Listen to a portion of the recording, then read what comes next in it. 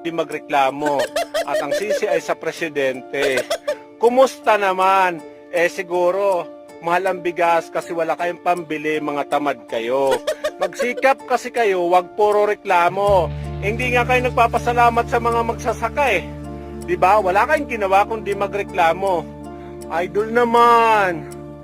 Kahit mahal ang presyo ng bigas, kung may pambili ka, baliwala yan, idol.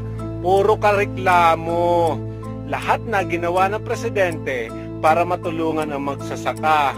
Pero pag dumating ang bagyo, ang iba't ibang klase ng kalamidad, ang mga insekto, bababa at lilit ang ani naming mga magsasaka.